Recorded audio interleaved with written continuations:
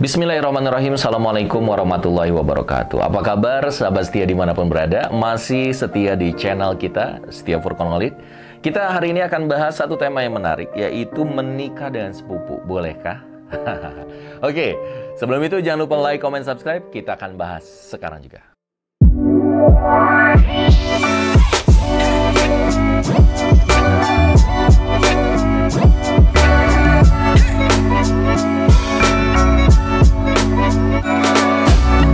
Ya, Bismillah teman-teman semua. Gini, kalau ngomongin boleh atau nggak boleh, ya boleh. Ya, sepupu itu boleh. Sepupu itu apa? Takut ada yang kurang paham, kurang ngerti. Misalnya gini, saya punya kakak, saya punya anak, kakak saya punya anak. Nah, kakak saya punya anak, saya punya anak. Anak saya sama anaknya kakak saya itu sepupuan. Anak saya misalnya nikah sama anaknya kakak saya boleh, atau anak adik saya boleh. Kalau ngomong boleh, boleh. Tapi ya, teman-teman semua, kita masuk dulu ke satu ayat di Al-Hujurat ayat 13. A'udzubillahi minasyaitonirrajim. Ya ayuhan nasu inna khalaqnakum min dzakari wa untha wa ja'alnakum syu'uban wa qabaila lita'arafu.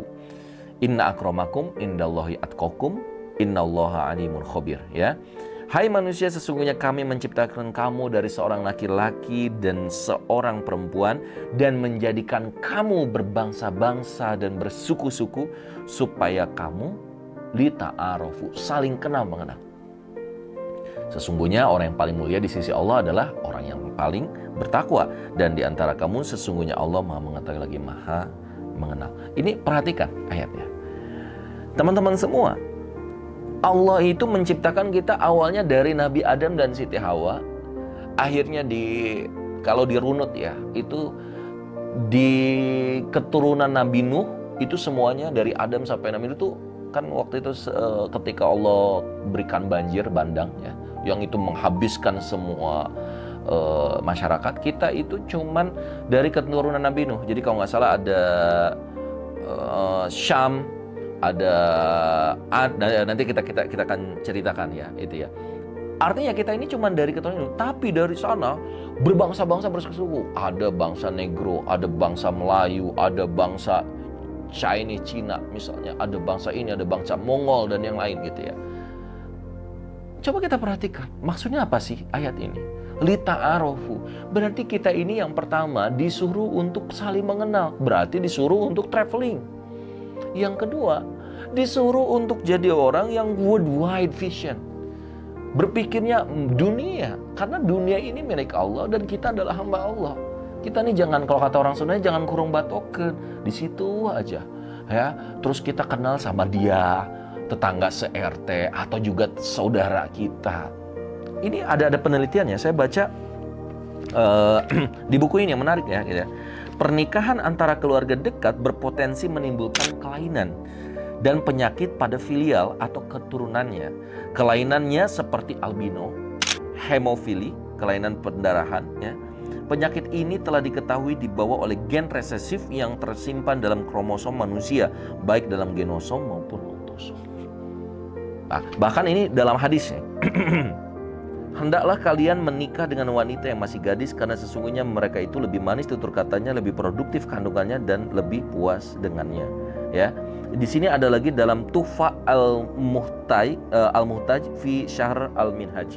Janganlah kalian menikahi wanita kerabat, karena seorang anak akan tercipta dalam keadaan kurus. Tuh, ini beberapa literatur ya teman-teman semua. Jadi penting banget kita ini untuk memahami, bukan nggak boleh ya, bukan nggak boleh kita nikah sama sepupu. Kan udah kenal, itu teman main aku dari kecil, aku tuh cocok banget, dapat chemistry sama dia. Iya, tapi kan hidup tuh nggak selebar daun kelor. Makanya jangan hidup tuh di situ-situ baik. Kita harus ikhtiar silaturahmi ya. Anda lihat teman-teman kita yang di Padang gitu ya, senangnya apa? Bersafar ya. Nggak tinggal di rumahnya, dia ada yang ke sini, ada yang ke sini. Bahkan coba kita perhatikan kaum Quraisy, li ilafi Quraisy ilafim rihlatasyita'i wasaif. sukanya rihlah, jalan-jalan. Supaya apa? Supaya saling mengenal, rizkinya makin banyak, kemungkinan untuk dapat jodoh yang lebih baiknya lebih bagus. Misalnya nih, Anda orang Sunda gitu ya, terus Anda dengan Sunda lagi nggak ada masalah, bagus, karena satu chemistry dan yang lain. Tapi kalau Anda punya kesempatan untuk ke luar, misalnya ke Sumatera, ke Kalimantan, ke Jawa, semua adalah hambanya Allah.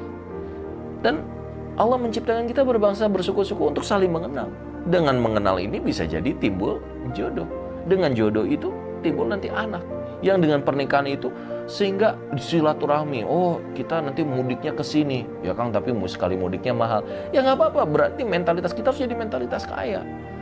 Gitu teman-teman. Kang, boleh nggak kalau nikah dengan yang luar negeri? Nggak ada masalah.